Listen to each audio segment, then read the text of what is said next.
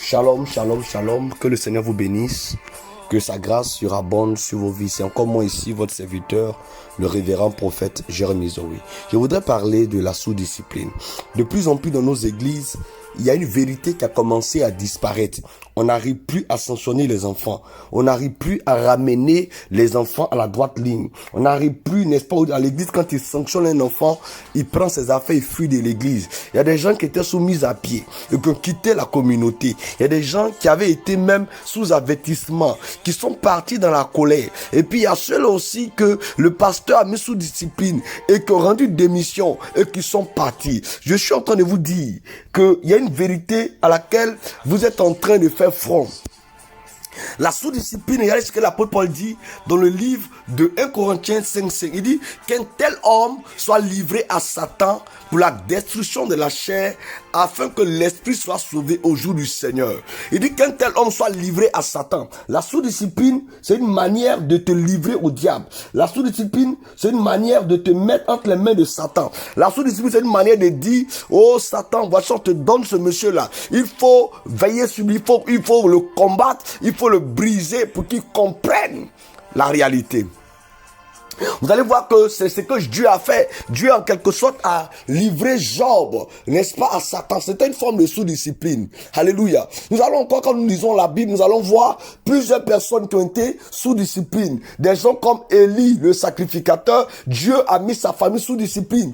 Et quand la sous-discipline arrive, elle détruit tout. Elle ronge tout. Vous allez commencer à tomber malade. Vous allez commencer à avoir, même s'il le faut, des gales. Si le pasteur a une grande autorité, vous allez avoir des gales. Vous allez avoir des maladies de la peau. Vous allez commencer à maigrir. Vous allez même commencer à tomber malade. Vous allez voir que vos affaires vont commencer à tourner en rond. Vous allez être suivi comme par la malchance, comme par la poisse. C'est pour ça que quand vous venez à l'église, faites tout pour qu'on ne vous mette pas sous discipline. Faites tout pour que le pasteur ne vous donne pas la sous-discipline. Il y a des pasteurs aussi qui ont la gâchette facile. Pour un petit truc, pour un oui, pour un non, ils mettent les gens sous discipline. On ne met pas quelqu'un sous discipline comme ça. Avant de mettre quelqu'un sous discipline, il faut d'abord l'avoir averti. Numéro 1. Numéro 2, il faut quand même l'avoir mise à pied. Et maintenant, le dernier niveau, c'est quoi? La sous-discipline. Il y a un niveau plus grand que la sous-discipline qu'on appelle l'excommunion. C'est-à-dire, en ce moment-là, on te chasse de l'église. La Bible dit qu'un tel homme soit séparé d'un tel homme. Donc, en ce moment-là, on te sépare de l'église. On te dit, mon frère, nous, on ne veut plus que tu viennes à l'église. C'est à cause de ton comportement.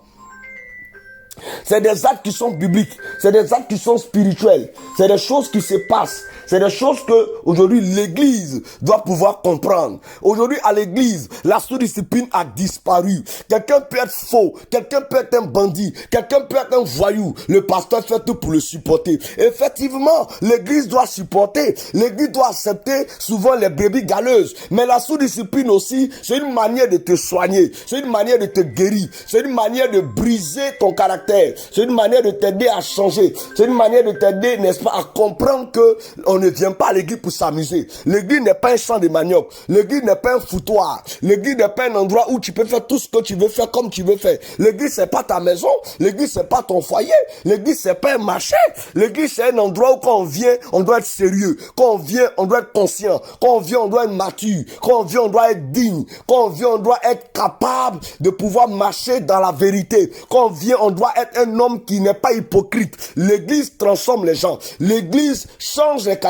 Il y a des gens qui n'ont pas une bonne éducation. Quand ils viennent à l'église, il peut être là et il vole. Il peut être là et il ment. Il peut être là et il divise les gens. Lorsqu'on voit un tel caractère à un frère, il lui faut la sous-discipline. Il lui faut la mise à pied. La mise à pied intervient lorsque quelqu'un ne joue pas son rôle. Lorsque quelqu'un est un mauvais responsable. Lorsque quelqu'un fait des choses qui ne vont pas pour le bien de son département. Dès lors, on le met sous mise à pied. C'est-à-dire, on le sanctionne pour que peut-être pendant un mois, pour que peut-être pendant 2 semaines, il ne puisse pas travailler. Il ne puisse pas exercer. Il ne puisse pas agir dans son département. Mais la sous-discipline, elle est plus grande. Parce que la sous-discipline peut partir de 3 mois, de 6 mois, de 9 mois, voire même 1 an. Mais la vérité, c'est que le pasteur qui te met sous discipline, tant que ce n'est pas lui qui t'enlève, personne ne peut t'enlever. Si Si quelqu'un te met sous discipline, frère, si tu te rebelles et que tu quittes son église, tu te mets dans les problèmes. Quand la Bible dit que tout ce qui est condamné sur la terre est condamné dans les cieux. C'est pour ça que l'apôtre Paul dit qu'un tel homme soit livré à Satan pour la destruction de la chair, afin que l'esprit soit sauvé au jour du Seigneur. Donc si ton corps n'a pas été détruit, si ta chair n'a pas été détruite, et que le Seigneur revient, tu ne seras pas sauvé. Donc qu'est-ce que tu dois faire? Tu dois te soumettre. C'est le problème qui est là. C'est que quand on te met sous discipline, il y a des frères, il y a des soeurs qui vont aller te voir. Ils vont te dire, le pasteur a trop mal agi. Le pasteur a fait trop fort. Le pasteur vraiment, il n'a pas été sage. Le pasteur vraiment, il aurait dû peut-être faire ceci, faire cela, et il ne l'a pas fait. Donc vraiment, quand on regarde là, nous, ça nous fait mal. Et ça va te gonfler la tête. Ça va te grossir la tête. Qu'est-ce que tu vas faire? Tu vas quitter l'église. En quittant l'église, tu te mets en danger. Si tu meurs dans cette position, tu iras en enfer. Si tu meurs dans cette position, le ciel ne t'accueillera pas parce que le pasteur t'a déjà condamné sur la terre. Je suis en train de dire quelque chose de vrai. S'il y a des pères qui entendent ce message, ils savent que le message est vrai. S'il y a des frères qui entendent ce message, ils savent que ce message est vrai. Aujourd'hui, l'église est en train d'annuler la sous-discipline. Aujourd'hui, on ne peut plus sanctionner quelqu'un. Lorsque tu sanctionnes quelqu'un, il fuit l'église et un autre pasteur le prend pour le prendre. Écoute-moi bien, je peux te sanctionner dans mon église. Et si tu te lèves pour aller dans une autre communauté, le pasteur peut t'utiliser comme pasteur. Ça n'engage que vous. Mais la vérité, c'est qu'il y a une marque de Caïn qui est sur toi. La même manière que Dieu a marqué Caïn, c'est de la même manière que celui qui est sous discipline a été marqué.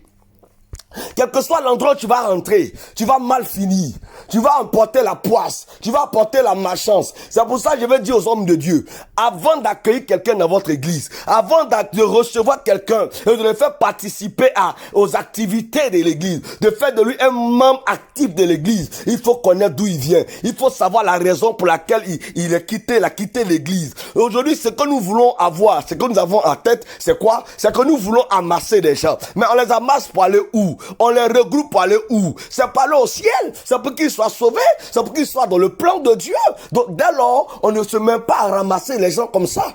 Moi, j'ai eu un jour un groupe de 3 serviteurs de Dieu qui sont venus de l'intérieur, qui sont venus me dire, depuis l'intérieur, nous avons prié et Dieu nous a dit, venez travailler avec toi. Je leur ai dit, d'où venez-vous? Donnez-moi le numéro du pasteur avec lequel vous priez avant. Ils m'ont donné le numéro du pasteur. J'ai parlé avec l'homme de l'homme. Il m'a dit, c'est des rebelles que tu vois. Ce que tu es en train de voir, voilà ce qu'ils ont fait, voilà ce qu'ils ont fait, voilà ce qu'ils ont fait. Je leur ai dit, retournez chez l'homme de Dieu, allez demander pardon. Allez vous repentir, qu'il vous accorde sa bénédiction et vous reviendrez pour travailler avec moi. Ils n'ont pas pu faire. Moi aussi, je n'ai pas travaillé avec eux. Si l'église, les leaders deviennent rigoureux, deviennent durs, deviennent incassables, deviennent les gens qu'on ne peut pas manipuler l'argent, l'église va commencer à être droit. Le réveil va venir. Aujourd'hui, il y a trop de désordre dans l'église. Aujourd'hui, il y a trop de n'importe quoi dans l'église. N'importe qui se lève, il parle à n'importe quel père. N'importe qui se lève, il se fait appeler père. On ne devient pas père parce qu'on a une église. On ne devient pas père parce qu'on a une voiture. On ne devient pas père parce qu'on rassemble 50 ou 200 personnes. On devient père parce qu'on a le caractère. On devient père parce qu'on peut canaliser, parce qu'on peut orienter. Dans cette nation, nous avons des pères. Nous avons des hommes qui méritent l'honneur. Nous avons des hommes qui méritent la célébration. Nous avons des hommes qui méritent qu'on puisse les élever. Frère, un homme qui n'a pas de père spirituel, c'est un vagabond, c'est un voyou, c'est un serpent. Seul le serpent ne connaît pas son père. Lorsque le serpent, sa maman le met au monde, dès qu'il sort de l'œuf, il prend sa route. Il n'a aucune reconnaissance en lui. Que le Seigneur bénisse quelqu'un. Devant l'autorité, il y a 2 caractères. Soit la soumission ou la rébellion. Je te conseille de te soumettre. Que Dieu te bénisse. Shalom.